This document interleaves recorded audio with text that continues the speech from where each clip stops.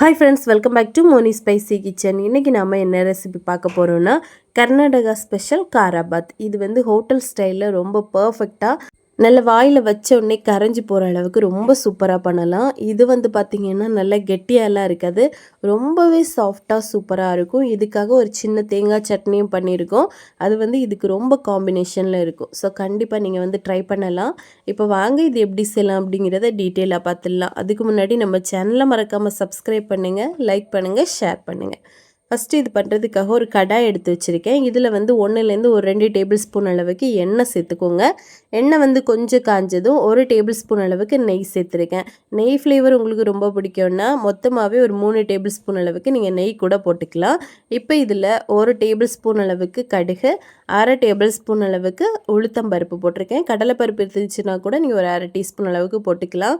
ஒரே ஒரு பச்சை மிளகாய், கொஞ்சமாக கருவேப்பிலை, அப்புறமா ஒரு துண்டு இஞ்சியை நல்ல சின்ன சின்னதாக கட் பண்ணி இந்த மாதிரி சீவி எடுத்து வச்சுருக்கேன்.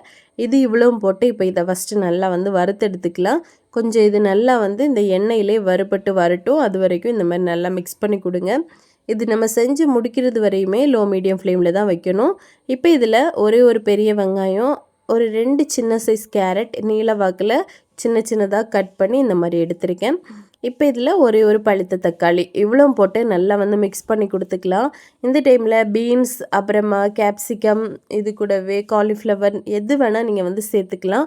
உங்களுக்கு விருப்பமான வெஜிடபிள்ஸ் எது வேணால் சேர்த்துக்கோங்க. அப்புறமா இதில் 1 கப் அளவுக்கு ரவா, நார்மல் ரவா தான், இதை போட்டு இதை நல்லா வந்து நம்ம வறுத்தெடுக்கணும்.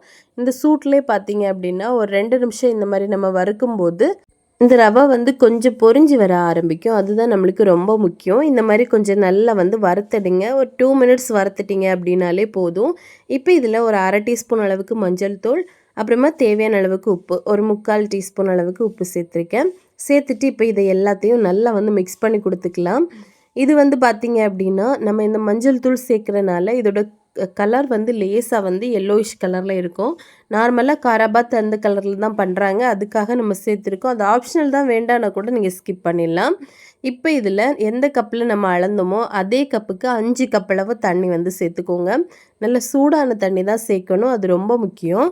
இன்கேஸ் நீங்கள் வந்து சூடான தண்ணி சேர்க்கலை அப்படின்னா அந்த ரவை வந்து பார்த்திங்கன்னா அந்த அளவுக்கு சாஃப்ட்னஸ்ஸாக நம்மளுக்கு கிடைக்காது. அதனால தான் சூடான தண்ணி வந்து கண்டிப்பாக சேர்க்கணும் அப்படிங்கிறது. நல்லா கொதிக்க வச்சுட்டு அந்த தண்ணி எடுத்து அளந்து சேர்த்துக்கோங்க. சரியா 5 கப் அளவு நம்ம சேர்க்கணும். இந்த டைமில் உப்பு ஏதாவது உங்களுக்கு தேவைப்பட்டுச்சு அப்படின்னா நீங்கள் வந்து எக்ஸ்ட்ராவாக போட்டுக்கலாம், செக் பண்ணி பாருங்கள். அதே மாதிரி இதில் நல்ல மிளகு பொடி இருந்துச்சுன்னா கூட நீங்கள் போட்டுக்கலாம். இப்போ இவ்வளோ போட்டுட்டு நல்லா வந்து மிக்ஸ் பண்ணுங்கள். இனிமேல் ரொம்ப போட்டு மிக்ஸ் பண்ணக்கூடாது. கரெக்டாக ஒரு 3 மினிட்ஸ் மட்டும் இந்த மாதிரி நீங்கள் மிக்ஸ் பண்ணி கொடுத்தீங்க அப்படின்னாலே அது சூப்பராக நல்லா வந்து தண்ணி உறிஞ்சிட்டு வர ஆரம்பிக்கும். அதுக்கு மேலே போட்டு நம்ம மிக்ஸ் பண்ணிட்டு இருந்தோம் அப்படின்னா இது நல்லா கெட்டியாக போயிடும். இப்போ பாருங்கள், இந்த ஸ்டேஜில் நம்ம வந்து ஸ்டவ் ஆஃப் பண்ணிடணும். ஸ்டவ் ஆஃப் பண்ணிவிட்டு இதை கம்ப்ளீட்டாக ஒரு மூடி போட்டு அப்படியே மூடி வச்சுருங்க. அப்போ இது வேகாமல் இருந்துச்சு அப்படின்னா கூட கொஞ்சம் கூட நல்லா வெந்து நல்லா குழைவாக அப்படியே இருக்கும். இது அப்படியே இருக்கட்டும்.